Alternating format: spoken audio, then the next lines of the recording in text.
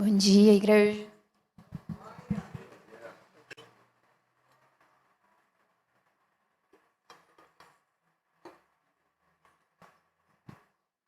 Hoje nós vamos ler o Salmo 127, dando continuidade aos estudos. Obrigada.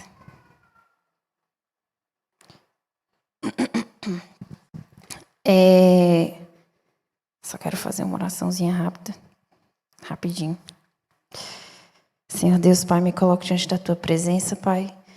Te agradeço pela oportunidade de falar da Tua palavra. Que não seja eu falando aqui, mas o Teu Espírito através de mim, Pai. Em nome de Jesus, Pai. Repreende toda deturpação da palavra e todo entendimento deturpado do que está sendo falado. Também não me permita nem acrescentar, Jesus, nada que não venha de Ti. A palavra que vai ser ministrada. Em nome de Jesus. Amém. Domingo passado, a professora Tainara fez um resumo muito fantástico sobre a questão do povo, né, sendo levado cativo, né, na Babilônia e todo o processo que aconteceu com o povo de Israel. E hoje nós vamos começar o Salmo 127. Vocês vão ver que o resumo da Tainara foi muito de Deus. Facilitou muito minha vida, viu, amiga? Cadê você? Mandar um beijo. Tainara não está aí, mas manda um beijo para Tainara. Cadê ela lá? Obrigada, gatinha. Então, vamos lá. Salmo 127. O Salmo de romagem, dando continuidade, né? Bom, pode passar o slide. Bom, eu coloquei nos slides, até para facilitar para vocês em casa, quando vocês forem ler, algumas informações que já foram passadas várias vezes, mas como orientação, né? Os Salmos, ele é um dos maiores livros da Bíblia, né? Tem vários autores, tá? Cada salmo tem uns que são de Davi, tem uns que são de Coré, que não é Corá, né? Tem uns que são de Moisés. Os de Moisés, por exemplo, o Salmo 90 é de Moisés, tem 1.500 anos, né? Isso até traz né? Nossa, eu estou lendo um texto que foi escrito por Moisés. E a gente sabe que eles foram classificados em 8 formas, que é o que nós estamos dando seguimento aqui na igreja, né? A gente tem os salmos de louvor, os salmos de penitência, da realeza, messiânicos, imprecatórios. Nós temos os salmos de lamento e os salmos de romagem, que é o que nós estamos falando agora, tá? Pode passar o slide. Só a nível de conhecimento mesmo, para a gente entender o que seria esses salmos de romagem, os salmos que falam sobre os peregrinos, coisas que todos os professores já falaram, mas como a gente tem aluno novo, a gente tem que voltar, né? Então, eu coloquei esse mapazinho só para vocês terem uma noção do percurso que o povo de Israel fazia para ir para Jerusalém. Eles tinham que ir, de acordo com a lei de Moisés, no mínimo 3 vezes, tá? A Jerusalém, para participar das festas. E Jerusalém fica no meio do Mar Mediterrâneo e do Mar Morto, que é aproximadamente aqui embaixo, ó. Só que, olha só, o Mar Morto, ele é 440 a 400 metros abaixo do nível do mar. Já Jerusalém é 800 metros acima do nível do mar.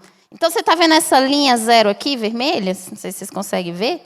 Mas isso aqui está relatando que daqui para baixo é aonde o Mar Morto fica, onde Jericó fica. Então, o povo subia literalmente até Jerusalém. Por isso, quando você lê a Bíblia e fala subir, eles realmente estavam subindo para Jerusalém, né? Eles peregrinavam, eles subiam para chegar até Jerusalém. E eles iam e tinham que levar nessa peregrinação ofertas de sacrifícios, que eram os bois, as vacas, né? Os seus sacrifícios específicos, cordeiros, para serem sacrificados lá, levavam suas famílias e ainda levava dinheiro, imagina, né? Numa subida dessa daí, levando um monte de gente com medo de ser roubado, né? Carregando coisas preciosas. Pode passar. Então, eles faziam sempre essas peregrinações. Quando eles faziam essas peregrinações, eles cantavam esses salmos, né? Muitas vezes eles subiam ao templo, né? E subiam os degraus e cantavam salmos, que são esses salmos que a gente está lendo, salmos de romagem. E quem é o autor do Salmo 127? Salomão. Salomão é o autor do Salmo 127. Aí você vai me perguntar, por que você sabe disso? Eu não, porque o texto diz que a gente sabe disso. Pode passar o slide.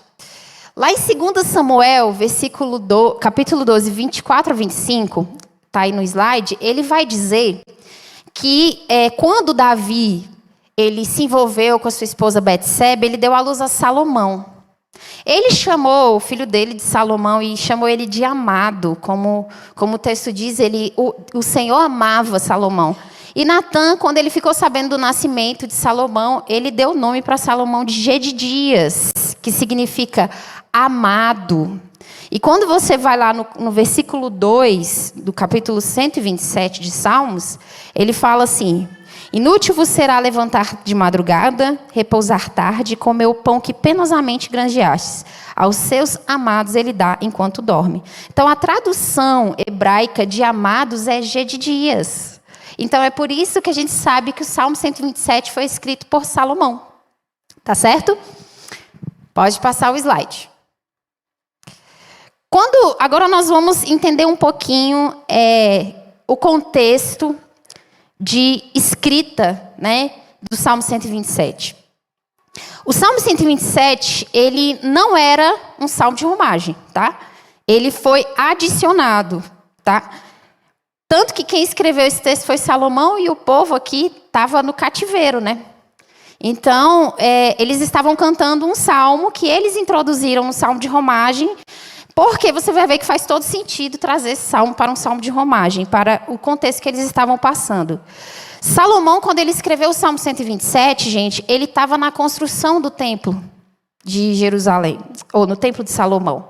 Ele tinha toda a estrutura, ele tinha apoio político, ele tinha todo o material que o pai Davi tinha deixado, e ele sabia que se ele fosse construir não só o templo, mas a própria casa que ele também ia construir, se Deus não estivesse com ele, em vão seria. Foi aí que ele escreveu esse salmo. Mas os peregrinos, que eram os judeus, eles estavam num contexto diferente. Eles estavam aqui no cativeiro, estavam retornando do cativeiro, como a nossa amiga falou no domingo passado. Eles acabaram de retornar do cativeiro, não saíram todos os judeus do cativeiro, vocês lembram disso? Então, imagina, sem condição financeira, saindo de um cativeiro, sem apoio, sem dinheiro, sem família, eles tinham que reconstruir o templo, entendeu? De Salomão, eles tinham que reconstruir suas casas, estavam cercados por povos hostis, que quem ficava em volta da cidade eram os samaritanos, eram os moabitas e os amonitas. E quem eram os samaritanos? Quando o povo foi levado cativo para a Babilônia, o povo da Síria, o rei da Síria, ele não só levou cativo o povo judeu, ele levou cativo também vários povos. E quando ele levou cativo esses povos para a Babilônia, parte dos judeus saíram, mas os que ficaram se envolveram com outros povos. Foi aí que surgiu o povo samaritano.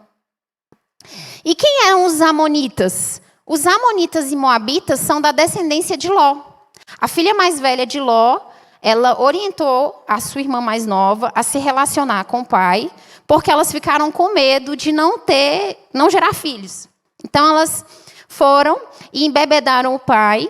Uma dormiu a primeira vez com o pai e deu origem a Moabe, que é o líder dos moabitas. E a segunda, que era mais nova, se relacionou com o pai, teve relações com o pai e deu origem a 2 filhos, Amon e Ben-Ami. Ben-Ami é o líder dos amonitas, tá? Então, era uma tribo, um povo que vivia em pecado. Se você for ver a história de Ruth e Noemi, né? Elimeleque vai para a cidade de Moabe. Por quê? Porque ela era uma cidade linda, olhando assim, né? Tinha condições, estrutura, sabe aquele lugar bom? Então, Elimeleque vai para lá pensando ele que era o lugar adequado que Deus queria. E chega lá, ele morre, e os filhos morrem, e Noemi volta sozinha.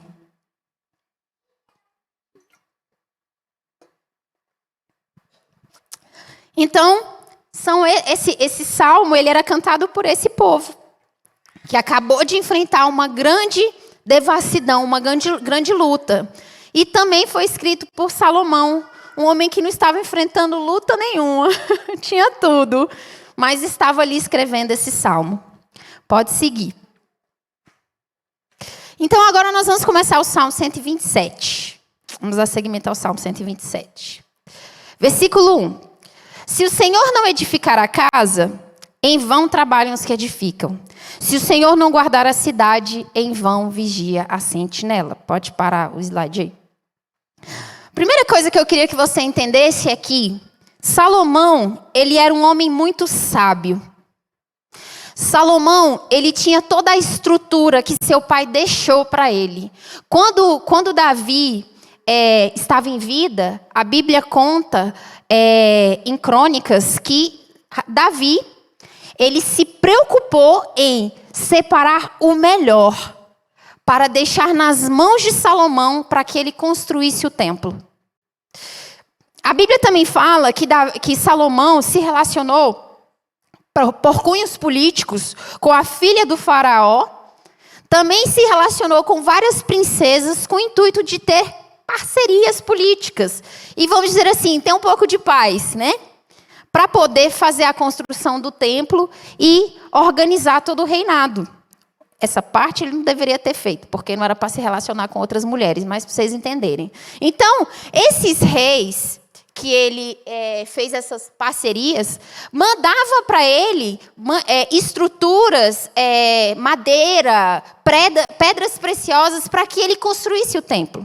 Um dos reis que ajudou ele muito foi o rei de Tiro, né? Eirão, o nome dele.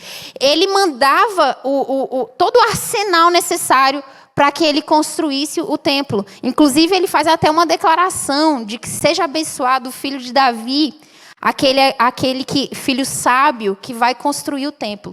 Então, ele tinha tudo. Ele tinha quem fazer, todo mundo apoiava ele, achava que ele ia ser um bom líder para construir. Ele tinha dinheiro, ele tinha tudo. Mas ele diz no texto: se o Senhor não edificar a casa, em vão trabalham os que edificam. E por que ele fala casa? Porque aqui Salomão também ia construir a sua casa. Quando ele fala sobre casa, ele fala algo extremamente importante nesse texto.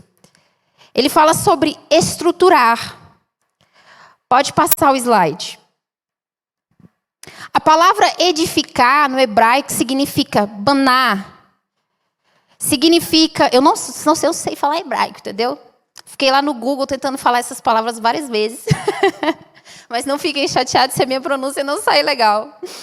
Mas a palavra edificar significa construir, dar seguimento, dar continuidade, estabelecer algo com propósito. Isso, estabelecer algo com propósito, veio do dicionário de português, da gente mesmo. E a palavra casa, no hebraico, significa beit. Esse eu estou falando certo, eu sei falar. Significa edificação de uma família. Muitas pessoas querem construir casas. Quando você fica noivo, né? Você fala, nossa, eu vou casar. Tenho dinheiro, tenho carro, estou pronto. Partiu, né? Ou muitas vezes você é um pastor de uma igreja, um líder de uma igreja, ou líder de um ministério, e você fala, eu tenho tudo, todo mundo quer que eu seja líder, eu tenho todo o material aqui, ó, pronto, eu só falta assumir. Né? Não é assim que a gente pensa? Mas ele está dizendo, se não é o Senhor quem edifica, ele está dizendo, em vão você trabalha. Em vão, você tendo muitas condições ou não tendo absolutamente nada e nem quem te apoie. Começar ou dar continuidade a uma família, tudo precisa de Deus. Tudo precisa de Deus. Se você não perguntar para o fundador e o edificador de todas as coisas o que você deve fazer, não vai dar certo. Pode passar o slide. Então, nós temos 2 pontos. Salomão, que era sábio, tinha tudo, Davi deixou tudo para ele. Existe uma coisa interessante também sobre a edificação de um templo e a edificação de uma casa. Eu vou falar do templo porque era o contexto de Salomão. E vou falar da casa porque era o que Salomão estava falando, tá? Existe algo muito interessante aqui. Davi queria construir o templo, mas não foi dado a ele esse direito. Mas foi dado a Davi as condições para dar a condição para o filho construir o templo.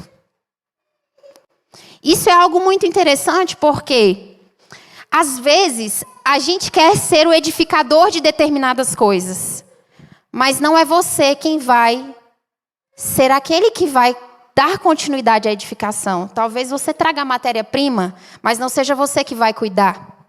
Isso eu achei muito interessante.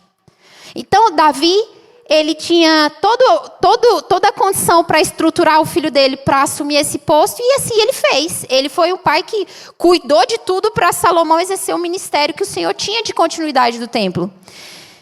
Só que o povo não tinha nada. O povo não tinha apoio, não tinha dinheiro, não tinha ninguém. Chegou na cidade, tudo destruído, porque o rei da Síria havia destruído tudo. Aí imagina, eu estou querendo construir minha casa. Aí a pastora saiu do cativeiro comigo, a missionária Marilene. Eu chego, missionária, me ajuda a construir minha casa aqui. Ela, mulher, não dá, eu só tenho a Manu, Natan e o pastor Roberto para construir a minha. Aí eu vou ter que me virar eu, Léo, Samuel e Luca. E ela até quer me ajudar, mas ela tem que construir a casa dela. Imagina a condição do povo. Imagina.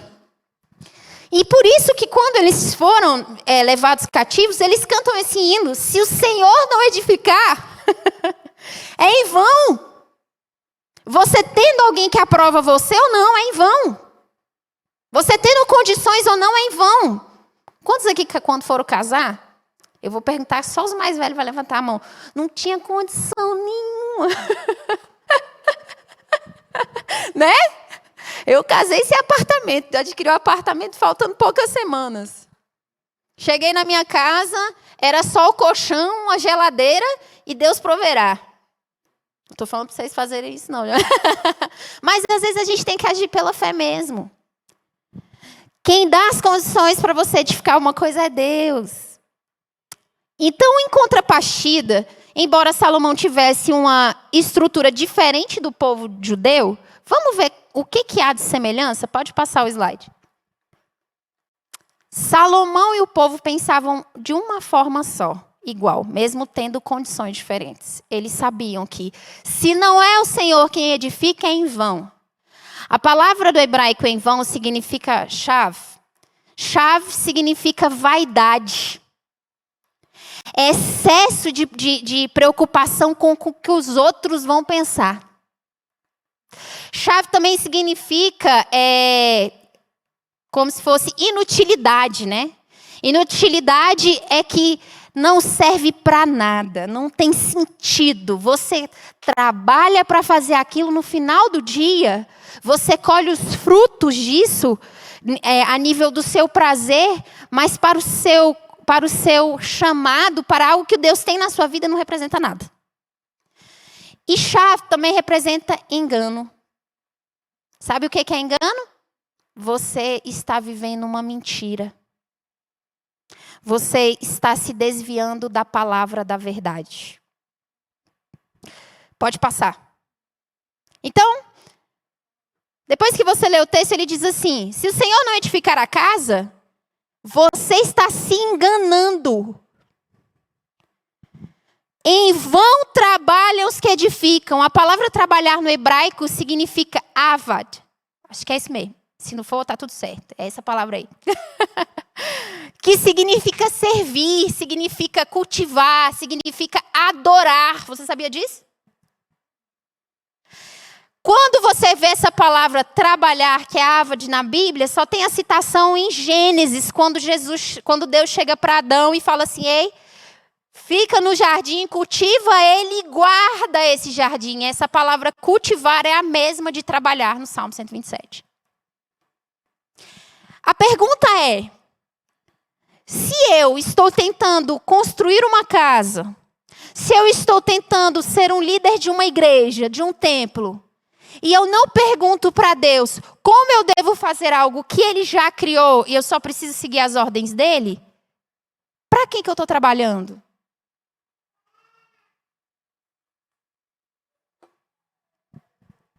Pode dar segmento. Deus edifica ou eu?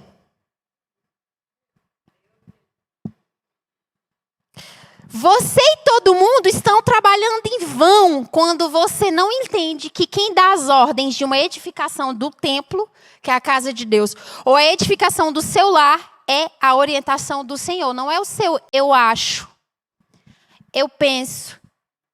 Já existe algo específico traçado dentro da Bíblia para você cumprir o seu papel dentro da essência do Evangelho. Eclesiastes, eu vou lá explicar essa parte de Eclesiastes para vocês, que eu achei isso muito legal. Quem fez essa citação que eu vou falar agora, assim, é Deus, né, que fez. Só que eu achei muito interessante que o pastor que falou isso me chamou muita atenção. Eclesiastes capítulo 2 diz o seguinte, capítulo 2, versículo 24. Nada há melhor para o homem do que comer e beber e fazer o que a sua alma goze e o bem do seu trabalho. No entanto, vi também que isso vem da mão de Deus. Pois separado deste, quem pode comer ou quem pode se alegrar? Porque Deus dá sabedoria, conhecimento e prazer ao homem que eles têm agrado. Mas ao pecador ele dá trabalho. Para que ele ajunte e amontoe, a fim de dar àquele a quem agrada a Deus. Também isso é vaidade, correr atrás do vento. Quando você não entende o propósito para o qual Deus quer edificar a sua casa e a igreja, você trabalha para que outro ocupe o seu lugar. Para que outro desfrute do que você penosamente está trabalhando. Quando você não busca a sabedoria do Senhor para construir a sua casa, a sua não, a casa que é dele, só que ele está te permitindo cuidar, você constrói para outra pessoa. Não é você que vai desfrutar. Você já viu aquelas pessoas que elas trabalham, tem casa, tem carro, tem tudo. Mas se você perguntar quanto tempo elas passam em casa desfrutando lá, nem ficam. Se você perguntar quem são os filhos dela, como é que é a família, ela nem sabe. Passa o tempo inteiro só trabalhando. Trabalha e não aproveita nada. É em vão. Você que está edificando sua casa.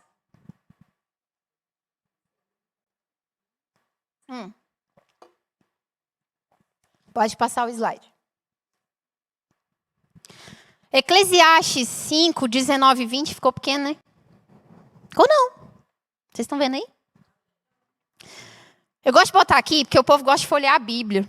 E às vezes você perde um pouco o aprendizado quando você fica, né? Então eu botei aí para vocês verem. Olha o que Eclesiastes 5, 19 e 20 diz. Quanto ao homem a quem Deus conferiu riquezas e bens, riqueza e bem não é para todo mundo, tá? Deus dá a algumas pessoas com propósito, a outras Deus deixa sem muitas riquezas, mas a maior riqueza que elas têm é o Senhor Jesus. Coisas que muitos ricos não conseguem ter. Riquezas e bens, e lhe deu poder para deles comer e receber a sua porção e gozar do seu trabalho, isso é dom de Deus. É Deus quem te dá o direito de ter, de comer, de beber. Por isso que é Ele quem edifica. Quando é você que edifica, você acha que é você que traz o alimento. Não, você pode trabalhar, vai ser inútil, você não vai nem comer. Tem tudo para as pessoas, mas é pobre dentro da sua casa. E o texto diz, porque não se lembrará muito dos dias da sua vida, porquanto Deus lhe enche o coração de alegria. O dom de Deus nas nossas vidas é entender que foi Ele quem disse como uma igreja funciona e como a sua casa deve funcionar. Pode passar. Eclesiastes, capítulo 6, 1 e 2, diz assim. Capítulo 6, versículo 1 e 2. Há um mal que vi debaixo do sol, o que pesa sobre os homens. O homem a quem Deus dá riquezas, bens e honra, e nada lhe falta, de tudo quanto a sua alma deseja. Mas Deus não lhe dá o poder para disso comer, antes o outro come. Isso é vaidade. Pode passar. Então, eu queria perguntar para vocês. Deus não é o que edifica? Para quem que eu estou edificando? Para os outros? Alegria, felicidade e desfrutar de tudo vem de Deus. Você tem cumprido o seu papel? Eu tenho cumprido o meu papel? Como cumprir o nosso papel? Nós vamos ver mais para frente. Pode dar seguimento aos slides. Quando a palavra fala assim, ó, no texto, se o Senhor não edificar a casa, em vão trabalhos que edificam. Se o Senhor não guardar a cidade, em vão vigia sentinelas. Preste atenção, o povo tinha que reconstruir tudo. E você vai ler o livro de Neemias, você vai entender como é que funcionava uma reconstrução. O povo tinha que estar com a pá na mão e a espada no outro.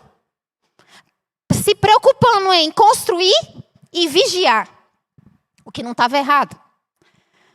Mas eles tinham que entender e saber que, embora eles estivessem construindo e vigiando, se não fosse o Senhor quem guardasse a cidade, em vão seria todos os guardas que eles colocaram. Quem é o seu seguro de casa? Quem é o seu seguro de vida? Você já viu os irmãos? Pelo amor de Deus. Não sai de casa que está com medo de ser roubado. Não sai de casa porque está... Meu irmão, se Deus não guardar a sua casa, o ladrão entra na tua casa com porteiro e tudo. Eu vou contar um testemunho porque me foi me dado tempo hoje por causa do almoço. O que aconteceu comigo há muito tempo atrás, eu tive um sonho. Eu sonhei o seguinte, que eu acordava na casa da minha mãe, e uma irmã da igreja me ligava e dizia assim, Camila, desce aí que eu quero te entregar uma coisa. Eu achava estranho e falava, tá. Então eu pegava, descia o elevador e com os meus filhos, o Lucas e o Samuel. E quando eu descia no elevador, não sei se alguém já foi lá na casa dos meus pais, mas tem uma grade parecendo prisão mesmo. Tem umas grades assim, ó. Aí tem um porteiro do lado de dentro, uma grade, outro portão, câmera. E aí eu lembro que eu desci do elevador, vi a câmera e falei, tô segura. Vi o portão e falei, tô segura. Vi o porteiro e falei, tô segura. Quando eu olhei do lado de dentro para fora, tinha como é que é o nome daqueles carros, gente, que aparece em filme? É uma Kombi. Uma Kombi preta e ela estava fechada. Na hora veio na minha cabeça, não é uma irmã da igreja. Aí eu peguei e falei assim, eita, mas eu acho que eu vou ter que me certificar. Na hora que eu vou pegar no portão, eu olhei para o lado, vi o porteiro, olhei a câmera, olhei tudo fechado. Que eu pego no portão para olhar um pouco mais, começou um tiroteio na rua. Eu pego e saio correndo, só que aí eu lembro, meus filhos. Só que aí na minha cabeça veio, tá tudo certo.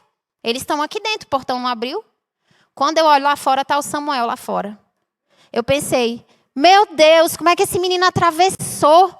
E aí eu fiquei desesperada, abri o portão, corri atrás do Samuel, não achei o Samuel. Voltei lá para dentro, o Lucas estava lá dentro. Quando eu chego lá dentro, o Samuel está sentadinho, amuadinho num canto assim, numa pilastra. E eu peguei e falei, meu filho, pelo amor de Deus, como é que você saiu lá fora? Quando eu pego o Samuel, ele está baleado. Ele tinha levado um tiro, estava sangrando muito.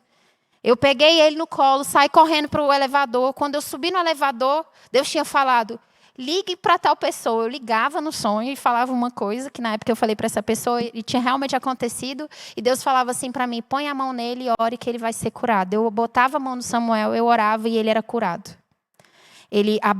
O machucado da bala sumia. Eu acordei e pedi ao Senhor, Pai, o que o Senhor quer dizer com isso? Deus disse para mim, Salmo 127.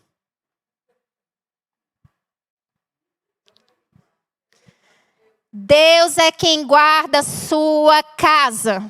Ainda que você esteja passando necessidades financeiras, Deus é quem manda o pão. Deus é quem protege a sua família, não é o porteiro, não são as grades. É Deus em quem protege a sua casa.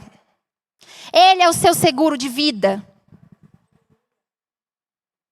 Não estou falando que você não tem que se precaver com seguros não, viu? Nem estou dizendo para você não colocar portões na sua casa. Vigia, crente. Vigia. O povo se protegia em relação aos ataques dos povos hostis, mas, ao mesmo tempo, eles entendiam que quem protegia eles era Deus. Não é que você não vai ter a sua atitude de proteção e cuidado, mas é que você sabe que o Senhor te protege. Amém? É Ele quem guarda a sua casa. Pode dar seguimento no slide.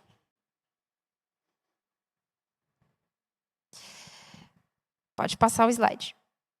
A palavra guardar, pode passar o slide, pessoal. A palavra guardar, ela vem do hebraico chamar. Acho que é assim que fala. Significa guardar, vigiar, preservar, manter dentro dos limites, observar e cumprir os mandamentos. Essa doeu. Se eu te perguntar, quem aqui sabe quais são os mandamentos, você vai saber lembrar tudo certinho? Você sabia que a palavra tem várias citações sobre guardar os mandamentos do Senhor? E a palavra guardar é você seguir? É você praticar. A palavra guardar, que significa chamar no hebraico, é preservar. É a capacidade de você não alterar aquilo que Deus deu como ordem. Quando a gente pensa na edificação de uma casa, e agora eu vou trazer para o contexto que é real desse texto.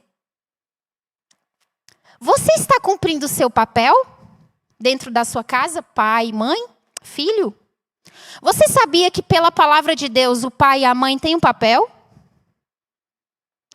Aí você vai dizer, não, mas tem. Deus, ele não só edificou todas as coisas, mas ele trouxe a palavra de Deus que nos orienta a cumprir nosso papel. Só que quando eu não leio a palavra e não pratico a palavra, eu estou trabalhando em vão. E eu não estou só me enganando, mas eu estou enganando todos aqueles a quem andam comigo. Então a palavra do Senhor vai dizer que em vão será guardar a cidade. Sabe o que é isso? Salmo 128, ele diz algo interessante. É um princípio da sabedoria de uma casa. Ele diz aí, ó. Bem-aventurado aquele que teme ao Senhor e anda nos seus caminhos. Do trabalho das suas mãos comerá. Ei, homem. Homem gosta de trabalhar, varão. Para cumprir o seu papel na sua casa, você tem que gostar de trabalhar. É desse fruto que você vai comer. Feliz será e tudo lhe irá bem. Felicidade numa casa vem do fruto do seu trabalho. E ele diz, tua esposa, versículo 3, no interior da tua casa será como videira frutífera. Quantos homens não estão matando suas famílias porque não querem trabalhar e deixam as esposas trabalhando, ocupando o lugar deles? Trazem doenças e desestruturam a edificação do lar. E ele diz, os teus filhos, como rebentos da oliveira, a roda da tua mesa. Você quer filho frutífero, pai? Siga o Senhor, tema Ele, obedeça o que a palavra diz. E a sua casa vai ser abençoada. Cumpra o seu papel. Mães, vocês não são pessoas que vão ter que correr atrás da labuta. Provérbios 31 diz que a mulher sábia, ela edifica a sua casa, ela vai num terreno, ela adquire, ela trabalha também, mas a prioridade dela é o lar. Ela sabe quem está agasalhado, quem não está, ela sabe quem está cuidando, como estão os filhos, se a casa está limpa para eles poderem habitar. Só que a gente pega a palavra de Deus, interpreta do jeito que a gente quer, edifica o templo do Senhor do jeito que a gente quer, edifica a nossa casa do jeito que a gente quer, enganando a gente e os outros, e acha que Deus está dizendo, ok, não vai dar certo. Não vai prosperar. Quer saber como a igreja funciona, pastor e líder de ministérios? Leia 1 Timóteo, 2 Timóteo, Tito. Diz como a igreja funciona. O problema desse texto aqui é que ele está dizendo que se eu e você tentarmos edificar as coisas sem a direção do Senhor em tudo, não vai dar certo. Eu estou me desviando da verdade. Eu estou confundindo não só a mim, mas aqueles que me seguem. Olha que perigo. Olha que perigo quando um pai sai da posição de cabeça da família. Olha que perigo quando uma mãe não se torna a auxiliadora desse homem. Quando eu não cumpro o meu papel, gente, eu desestabilizo a casa. Por muito tempo eu fui uma mulher que queria estar ajudando o meu marido, mas eu estava ali, querendo ganhar dinheiro junto com ele, tarará, tarará. Um dia ele falou comigo assim, amor, não dá. Ou eu vou correr atrás da labuta do dinheiro e você trabalha, mas cuida da casa, ou a nossa casa vai morrer. Porque Deus não deu para a mulher esse papel.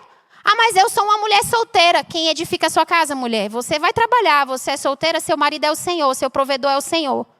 Deus se importa tanto com as mulheres que na Bíblia, a Bíblia fala sobre as viúvas, que todo mundo que era judeu tinha que deixar as pontas do terreno para as viúvas e os órfãos. Olha só como o Senhor cuida das mulheres. Quando um homem não está na frente de uma casa, o primeiro cabeça é Deus. Então vocês mulheres que são viúvas, que são solteiras, não se preocupe, Deus que cuida da sua casa. Mas homens, depois do primeiro cabeça que é Deus, você é o segundo na sua casa. Qual é o tipo de edificação que você tem trazido? Seria essa a palavra? O português aí é isso, né? Para o seu lar. Qual é o tanto que você edifica a sua casa cumprindo o seu papel? E filho, você tem que cumprir um papel também. Honre a seu pai, porque o filho tem a tendência a desonrar os pais, porque acha que sabe muito. Está vendo que a Bíblia nos ensina como cumprir o nosso papel e edificar a nossa casa? A Bíblia também diz, lá em 1 Pedro capítulo 3, que se a mulher não se submete à autoridade do marido, Deus não escuta suas orações. Mas a Bíblia também diz que quando o homem não reconhece que a mulher é frágil, no mesmo capítulo, que ela vai chorar, que ela tem que ser abraçada, que ela não tem que carregar a cadeira. Mulher não tem que ser homem, marido. Deus tem me corrigido muito porque eu sou muito masculina, quero carregar tudo. Né? E Deus falou assim, vira mulher. Para de carregar a cadeira. Eu dei mais músculo para homem, não foi para mulher, não. A estrutura anatômica do homem é para carregar peso. É para ser macho, cumprir o papel. Mulher pode sim ajudar na administração, gente, das finanças, não tem problema nenhum. Mas quem tem que correr atrás da labuta é o homem. Quem tem que acordar cedo, dormir tarde e penosamente ganhar o pão é o homem. Enquanto a mulher vai lá, tá trabalhando, ajuda o marido, mas cuida da casa. Ele chega em casa, tem uma comidinha bonita, quentinha lá para ele, né? Um lençolzinho cheiroso. Aí você fala, não sou essa mulher, não concordo com isso. Você está vivendo no engano. Você está vivendo um grande engano. E se você dissemina isso para outras pessoas, você está enganando outras pessoas. É isso que o Senhor está falando para a gente aqui. Quer proteção divina? Preserve a palavra do Senhor na sua vida. Siga, pratique a palavra. Mulheres e homens, filhos. Continua. Pode passar o slide. Então, para eu ter proteção divina, primeiro eu vou entender que alguém fundou a igreja, que alguém fundou a família. Está escrito como eu devo seguir e o que eu devo fazer na palavra. Então, eu vou fazer sendo orientado por Deus. Ah, por que a vida do pastor é uma bênção? Porque está seguindo a palavra. Não é o pastor que é bênção. Ele está atrás da bênção. Nós somos apenas pessoas pecadoras que buscamos a perfeição que está em Cristo, não na gente. Qualquer coisa que você faz correta na sua vida é porque você segue a Cristo e segue os mandamentos dele. Então, edificar é fazer algo sendo orientado pelo fundador. E quando eu digo fazer algo, eu estou dizendo qualquer coisa. Salomão era sábio, tinha todo o instrumento necessário para edificar o templo. Ele tinha pessoas que diziam, ok, você vai ser o rei, beleza, vai lá, você que vai construir. Tinha apoio das pessoas e foi tolo. Se relacionou, desobedeceu uma direção do Senhor, se relacionou com as mulheres que não eram cristãs. Acabou com o reinado do povo, porque depois dessa atitude de Salomão, foi quando as tribos se dividiram. Porque ele errou. Ei, cumprir os mandamentos do Senhor e obedecer a palavra não é fácil. Porque você tem que aceitar o que ele vai dizer para você. Se você não aceita o que o Senhor nos ensina, você está sendo enganado. A palavra guardar, então, pode ser representada como preservar o que Deus te ensinou. Ou não ultrapassar os limites estabelecidos por Ele. Não ultrapasse esses limites. Parece que a gente vive no perigo, né? Leonardo falou isso essa semana. Parece que a gente fica assim, olha, Senhor. Ele falou uma coisa interessante. Ele falou assim, imagina eu chegar para Camila e falar assim, até que ponto eu posso abraçar outra mulher que isso não te ofende? Até que ponto eu posso dar um beijo no rosto de outra mulher que isso não vai gerar preocupação a você? Parece que a gente faz assim com Deus, né? Não, Deus, deixa eu ir até o precipício aqui, ó, só para ver. Eu não confio que Deus falou que ali é um lugar ruim. Eu tenho que ir lá ver, né? Continua.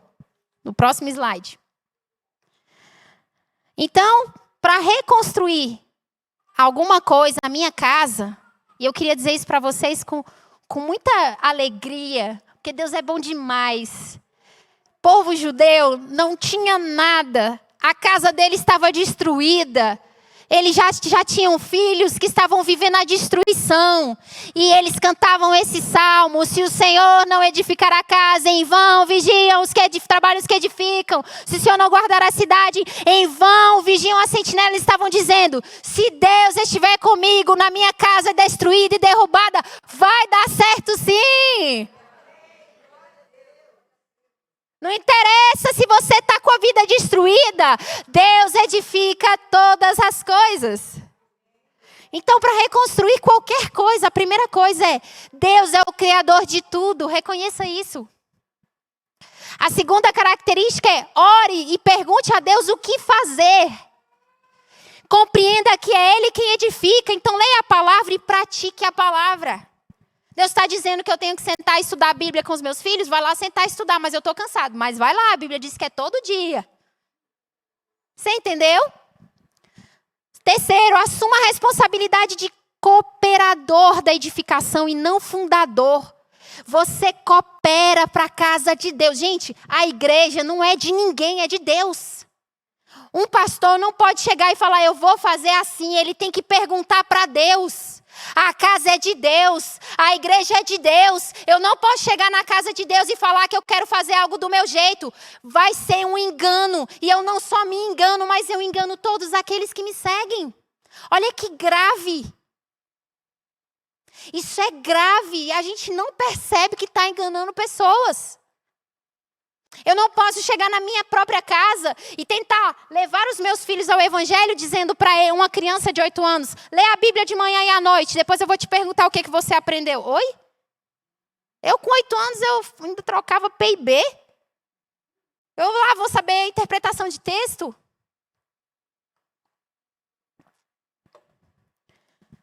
Quarto, descubra seus erros e alinhe a verdade. Você está fora do limite, meu irmão? Volta para o limite. Não tem problema você estar fora. Eu também estou fora várias vezes. Já descobri os meus aqui. Gente, se eu contar meus testemunhos, vocês vão falar assim, coitada, Jesus. Jesus tem muita misericórdia dessa varoa. No 5, não seguir a direção de Deus na edificação da casa dele e da sua casa é engano. Pode passar o slide. Versículo 2. Inútil vos será levantar de madrugada, repousar tarde, comer o pão que penosamente granjeastes, aos seus amados dar enquanto dormem. Pode passar o slide. A palavra inútil, ela tem a mesma relação do que a palavra em vão. O povo de Israel, eles eram agricultores, gente. Eles trabalhavam, eles viviam do que a terra produz. Não tinha esse carro aí que eu botei bonitinho, não. Tá? Não tinha, não. Mas eu botei isso para vocês entenderem. Eles viviam do que a terra produz. Meus tios, eles vivem do que a terra produz. Os irmãos da minha mãe. Eles não têm um salário assim, não. Agora, né, para ter aposentadoria é uma luta. E eu chego lá, meus tios chegam, são mãos calejadas, sabe? Os pés pretos. Uns marmanjos suados, assim, que eu fico olhando. Eles levantam cedo para tirar o leite da vaca. Vai lá, separa o pasto, espera o tempo para fazer as colheitas. Eu fico olhando meus tios e eu fico pensando, gente, é esse tipo de homem que a Bíblia fala. Não tinham preguiça de trabalhar, não. Deus não está falando aqui para você não gostar de trabalhar e descansar, não. Deus está dizendo assim, trabalhe. E se passar dificuldade, eu sou quem guarda e protege o seu lar. Só que Deus tem como proteger um lar de uma pessoa que não está trabalhando? Que não gosta de estudar? Que não acorda cedo? Que tem preguiça? Como é que Deus vai fazer isso, gente? É tolice. Deus não ajuda um tolo a ser mais tolo. Ele ajuda um tolo a se corrigir. Como é que ele faz com um tolo que não está buscando a palavra de Deus? Ele dá trabalho. Então, ele te dá trabalho. Então, eles eram agricultores, eles não tinham preguiça. Pode passar o slide. Palavra inútil é a mesma coisa, em vão. Se você não entender que é Deus quem edifica todas as coisas, tudo que você está fazendo não vai servir para nada. É inútil. Não adianta você levantar cedo, dormir tarde. Vai ser inútil. Inútil. Eu entendi isso quando uma vez eu estava orando por uma jovem, ela estava estudando por uma área muito difícil. E quando eu fui orar por ela, Deus disse assim, diga a ela que se ela não honrar a família, se ela não devolver para a casa dela o trabalho que a família teve para honrá-la, ela vai trabalhar, inútil será. Ela vai ser escrava do trabalho. Eu falei assim, meu Deus, quando eu disse, eu voltei para casa e falei, isso é heresia, é doido. Quando eu li esse salmo, eu falei, Jesus, é isso aqui, ó. Se você não sabe que é Deus quem edifica, você não dá a honra necessária para o dinheiro que Deus te colocou na mão. Deus coloca dinheiro na sua mão é para a obra. Deus coloca dinheiro na sua mão é para abençoar quem precisa. Às vezes você tem comida dentro de casa, passa na rua, vê uma pessoa necessitando, você não tem coragem de dar um dinheiro. Porque vai roubar. Mas lá no fundo do seu coração Deus diz, dá, eu estou falando para você dar. E a gente é mão de vaca, né? O mundo faz a gente ficar assim. Cuidado com o engano. Pode passar o slide. Então vamos pensar. Eu queria que você pensasse, será que você está se desviando da verdade? Você levanta cedo, dorme tarde, come e tem esforço. Mas você acorda vazio. Parece que seu dia não rendeu. Você fica preocupado. Fica assim, meu Deus do céu, parece que eu trabalho não rende nada. Estou vivendo apertado, estou passando luta. Agora passa o slide. Pode passar o slide. Agora, quando eu ando, eu permaneço no Senhor. Eu estou procurando seguir a palavra de Deus. Eu estou pensando no caminho que eu estou indo. Aonde eu estou pisando, eu pergunto para Deus. Eu começo a seguir a vontade do Senhor. Eu levanto cedo, eu durmo tarde, eu como, eu me esforço. E enquanto eu estou dormindo, Deus está trabalhando para trazer o meu mantimento. Então eu acordo e falo, Senhor, eu não vou me preocupar. Porque eu estou fazendo a minha parte, Deus haverá de fazer a dele. Você entendeu? Não é um salmo para dizer, ei preguiçoso, vai dormir que Deus vai mandar o alimento. Não é assim. Todos os animais trabalham arduamente para conquistar o seu alimento. E quem provê é o Senhor. Mas eles não se isentam do trabalho. Pode seguir. Versículo 3. Herança do Senhor são os filhos, o fruto do ventre, o seu galardão. Como flechas na mão do guerreiro. Assim são os filhos da mocidade. Deixa eu falar para você. Você sabia que filho é um presente de Deus? Quantas pessoas não querem ter filhos? e negligenciam essa herança. E quantas pessoas pedem filhos a Deus, mas tratam os filhos com desdém, com ira, com raiva. Pode seguir o slide. Eu quis trazer a palavra herança. Herança e galardão é a mesma coisa. É o salário, é o pagamento. Olha que lindo. Deus está te dando uma herança. Seu filho é uma herança. Deus te deu o direito de usar um presente, de cuidar de um presente dele. Foi ele que criou esse presente. Ele trabalhou arduamente para criar um filho para você cuidar. E aí você não cuida. A palavra salário, ela vem do sal. Antigamente, né? O sal era a moeda, né? Ele não só preserva o alimento, como ele também, além de preservar o alimento, ele era usado para temperar essas coisas. Então o povo às vezes pagava, estava estudando isso até com o Lucas, na escola dele de história, pagava com sal. E aí com o tempo, foi mudando, virou salário. Eu não sabia disso, né? Cultura, Bíblia também é cultura.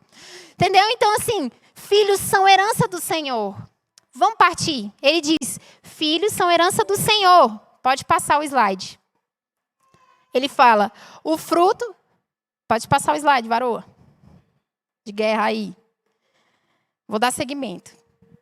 Filhos são herança do Senhor. E ele fala assim, o fruto do seu ventre, o seu galardão. O que você gera, até o gerar uma criança vem de Deus. Não vem do homem. Então, se filhos são iguais à herança, e é de Deus para nós, negar ter filhos é negar uma herança. Hoje as mulheres não querem casar, os maridos não querem se relacionar. Por quê? Porque ninguém quer receber essa herança. Ninguém sabe o valor de seguir a vontade de Deus. Ninguém sabe qual é o valor de ter uma família. Então, filhos, naquela época, eles representavam proteção. Quando os pais ficavam mais velhos, eles não tinham... não eram aposentados e pensionistas igual hoje, não, né? Eles não tinham uma renda para eles. Então, o que eles faziam? Quando alguém enfrentava eles no terreno deles, os filhos, igual os meus tios, tudo sujo, com mão calejada, parecendo, né? Descabelado, tô brincando, não precisa ser descabelado não, mas estou assim, trazendo a real assim para vocês como é que era. Eles apareciam com aquelas armas assim, ó, e vinha lá o pai, todo franzininho, né? E ele falava assim, o que foi? Os meninos, o que é? O que você quer com meu pai? E hoje a gente vê filhos rejeitando cuidar de pais. A gente vê filhos que, quando o pai fica doente, ele fala, tá me dando trabalho, mas você deu um trabalho, foi danado pro seu pai, viu? Para sua mãe. Para você não querer cuidar deles só porque quando eles ficam velhos, como a Bíblia diz, só sobra fadiga e cansaço. E às vezes eles estão sentindo dores. Quantas vezes você sentiu dor, você chorou na madrugada, quem cuidou de você foi eles. E você não quer cuidar deles hoje. Fica jogando para o outro irmão. Você, mais velho, não está honrando seus pais, está quebrando um mandamento. A Bíblia diz que se você quebra um mandamento, você é responsável por errar em todos. E às vezes eu estou falando para o meu filho obedecer, mas eu não honro meu pai, que está mais velho e precisa do meu cuidado. Então, filhos são herança, são um fruto que Deus dá, que Deus coloca no ventre. Salmo 127, versículo 3. Eu quero dizer para você que é estéril. Deus disse que a herança Ele já deu, acredite que vem dEle. E peça para Ele que Ele vai te dar. Porque vem de Deus, e Deus é verdade, não pode haver mentira na palavra de Deus. Então eu creio que se você orar, Deus vai te dar um filho. Tantas mulheres querendo ser mães, e nós que somos mães, tratando a herança do Senhor de forma inútil. Filhos são como flechas. A palavra flechas significa no hebraico, shetz, eu acho que é shetz que fala. O slide deu problema aí, mas a gente dá seguimento aqui. E eu queria trazer uma comparação muito interessante. Eu queria especificar isso para vocês entenderem. Você vai entender por que filhos são flechas. Não tem como eu pegar uma flecha com a minha mão e jogar ela. Ela vai fazer pela gravidade, ela vai fazer assim. Ela não tem força e não tem direção. Eu preciso do arco. Quem monta o arco é o guerreiro. Se um pai e uma mãe não sabem que são guerreiros e estão preparando seus filhos para a guerra, ele não prepara o arco. Para preparar o arco, você precisa da direção da palavra. Para preparar o arco, você precisa da direção do Senhor. Então eu coloquei no slide algumas características da flecha para você entender o que é uma flecha e que não dá para fazer uma flecha de qualquer jeito. A flecha, ela tem a haste. A haste dela é o corpo. A arte é o que faz ela ter resistência. Qual é o tipo de palavra que você está levando para o seu filho dentro da sua casa para ele ser resistente aos ataques lá fora? Tem gente que tem filho, acorda cedo, vai trabalhar, volta tarde, não tem um diálogo com o seu filho para orientar ele, para ele ter resistência. É o corpo. A ponta, que é a cabeça da flecha, ela tem que ser feita de um material, ou pedra, né? Num formato pontiagudo ou redondo. Se for redondo, é para você atacar o animal. Se for pontiagudo, é para atravessar mesmo. Estruturas mais pesadas. Qual é o tipo de coisa que você está colocando na cabeça do seu filho?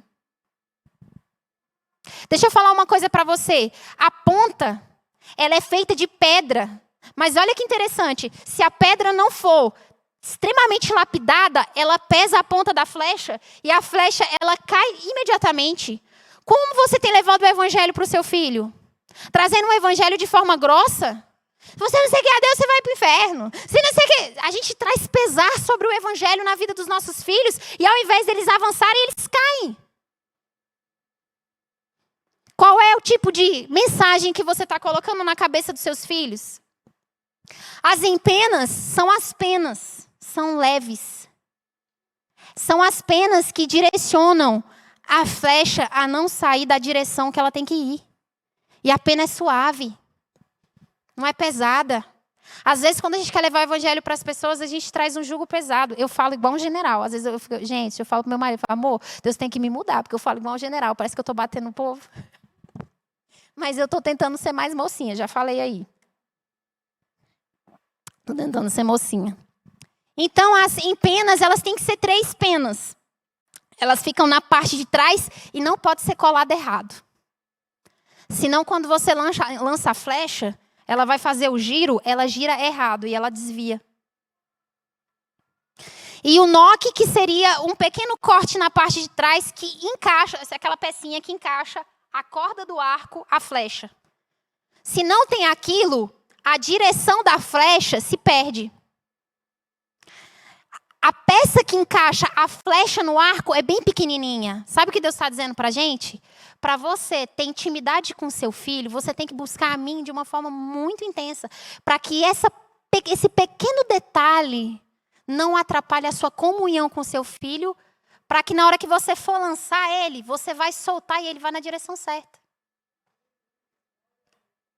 Pode passar o slide. Então, quais são os problemas das flechas? Quais são os problemas dos nossos filhos? Eu vou dizer, e eu estou baseando isso numa pesquisa sobre arco e flecha, tá? Porque eu tentei achar num comentário que alguém falasse isso, não achei. Mas olha, uma flecha mal feita ou torta. Meu filho nasce, a matéria-prima é o Senhor, só que eu guio meu filho com a própria criação, em vez de guiá-lo com o próprio Criador dele. Eu crio uma flecha torta. Essa flecha torta, você já viu? Acho que você já viu nos filmes que o arqueiro solta a flecha, ela faz assim, ó. Já viu? Se o arqueiro tiver uma boa mão, às vezes a flecha sendo torta, ela até pode chegar no destino, mas não alcança o alvo. Mas se ele não tiver uma boa mão ou uma intensidade para puxar, a flecha não alcança. Segunda coisa que faz a flecha ter problema, que são seus filhos. As penas mal colocadas.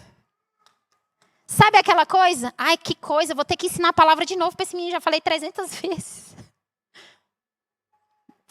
Parece que ele não aprende, mas Deuteronômio fala que a gente tem que ensinar nossos filhos de forma exaustiva. É cansativo, você vai ter que trabalhar para ensinar.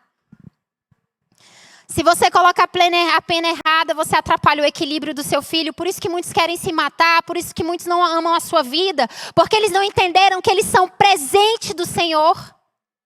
E se eu sou um presente do Senhor, ainda que o guerreiro use a flecha da forma errada, Deus conserta a flecha. Deus conserta a flecha. Deus pega a sua própria herança e joga no destino. Então, versículo 3. Ponta muito pesada e muito leve, ou muito leve. Olha que delicado é montar uma flecha, né?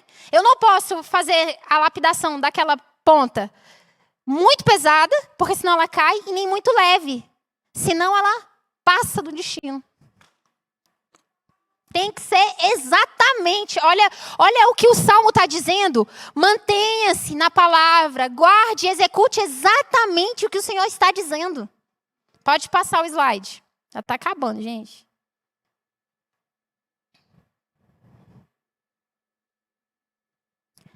Quarto, o arco fraco a má tensão na corda. A flecha não ganha velocidade ou força suficiente. O arco fraco não é a criança, tá? É você. O arco fraco não tem a força para soltar. A força vem de Deus. A direção da montagem do arco vem de Deus. Sabe aqueles pais que não querem ler a Bíblia, não querem se esforçar para buscar o Senhor? Não constroem arcos fortes. Embora a flecha seja boa, ele não consegue lançar. Sexto, o erro do arqueiro. O erro do arqueiro é quem atira. Mãos trêmulas, mira errada, técnica errada. Sabe aqueles pais que criam os filhos para eles mesmos? Sabe? Você cria seu filho é para o mundo, tá, papai? Tira ele da sua asa. É aqueles pais que eles criam os filhos para eles têm medo de tudo. O filho não pode fazer nada que eles têm medo. Crie seu filho para ser uma flecha que vai no destino que o Senhor quer. E que quando ele chegar lá, ele se torne um guerreiro para fazer outras flechas. Pode passar. A palavra guerreiro vem, eu não sei também pronunciar, tentei lá no Google várias vezes. Gibor, né? Mas tem outras especificações no hebraico, né? É uma pessoa que ela é valente, corajosa, uma pessoa que ela tem uma força interior para ir trabalhar. Essa força interior se chama Espírito Santo, que você recebeu quando você aceitou Cristo como seu Senhor e Salvador. E é através dessa força que Ele te educa a cumprir o seu propósito de guerreiro, pai e mãe. Então, você tem a força para criar os seus filhos. Pais, essa força não vem de você, é de Deus. É Deus quem... Vocês viram? Deus quem te dá a comida, Deus quem te dá o salário, Deus quem te dá a força, Deus quem te dá a alegria. Só que se você sozinho tenta se tornar um guerreiro, não vai dar certo. Quem te torna um guerreiro é o Senhor. Então ele está dizendo, a herança do Senhor são os filhos, o fruto do ventre o seu galardão, como flechas na mão do guerreiro, assim são os filhos na sua mocidade. Filhos são tidos na juventude, no vigor da vida. É quando você tem força para correr. É quando você tem força para ir atrás. A gente corre atrás dele, às vezes até cansa, né? Quando você tem, às vezes, os filhos, e você não entende que esse vigor, essa força vem do Senhor, você não consegue criá-los. Pode seguir o slide. Guerreiro é igual a homem valente. Tenha coragem de preparar seus filhos para a guerra, pais. Não tenha preguiça de usar suas mãos para preparar seus filhos. E por último, Salmos 127, versículo 5. Feliz o homem que enche deles a sua aljava, não será envergonhado quando pleitear com os inimigos à porta. Deixa eu falar uma coisa. O homem que teme ao Senhor e que anda nos seus caminhos, a mulher que teme ao Senhor e anda nos seus caminhos, procura praticar a palavra, ele é feliz. Ele tem muitos filhos. Ele não reclama da herança que Deus te deu. Ele é grato. Filhos são a felicidade dos pais e não a tristeza. Mesmo que os seus filhos não estejam no caminho do Senhor e você não tenha aprendido essas coisas que a palavra está dizendo aqui, ei, se você buscar o Senhor, o Criador de todas as coisas, ainda que você não tenha apoio, ainda que você não tenha estrutura, ainda que você não tenha ninguém, Deus quem vai te dar as bênçãos. Não se preocupa. É Deus quem dá as bênçãos. Flechas são feitas pela mão do homem, com um material que era a estrutura feita por Deus. Quando lançamos, elas precisam ter um destino. Se o guerreiro não sabe fazer o arco e nem a flecha, e não se prepara para atirar, o destino da flecha não é alcançado. E por último, eu coloquei um vídeo, não sei se vai conseguir rodar, que eu queria que vocês assistissem. Pessoal, vocês podem colocar o vídeo, se der? A aula acabou. Queria que vocês assistissem esse vídeo. Quantos anos a senhora tem? 98. 98. Quantos filhos a senhora tem? Eu tenho 4, ó, meu e uma de criança, mas não tem lugar na casa do meu filho. Sei. A senhora quer me contar, me falar a sua poesia? Falar coisa. A senhora vai me falar a sua poesia? Agora, Agora, pode falar, querida. A senhora que fez. quem sou eu? Uma anciã que não tem nome, é apenas a velha. Quem sou eu que olha para o presente e vê no livro desfolhado satém desilusão? Sou uma estrela opaga, sem brilho, escondida num cantinho do céu que ninguém me observa. Quem sou eu? Uma anciã que não tem nome, é apenas a velha. Se vocês estiverem me vendo ou me ouvindo, eu quero que vocês saibam que esses olhos cansados, sem brilho, muito chorou por vocês nas noites de vigília. Essas mãos calejadas, feias, enrugadas, muito trabalhou para que nada faltasse a vocês. Esses pés já cansados, muito trilharam caminhos bons para dar bom exemplo a vocês. Quem sou eu? Uma anciã que não tem nome e desprezada pela família. Muito bonito. Isso a senhora fez para os seus filhos? Eu fiz para eles escutar. Não sei se eles escutaram. Muito obrigado. Pastor, doutor Otávio, meus filhos não são pobres. Meus filhos não são pobres. Eles têm casa boa, eles têm bonito. Não tem lugar para mim lá. Entendi. Dona Maria? Acabamos, gente.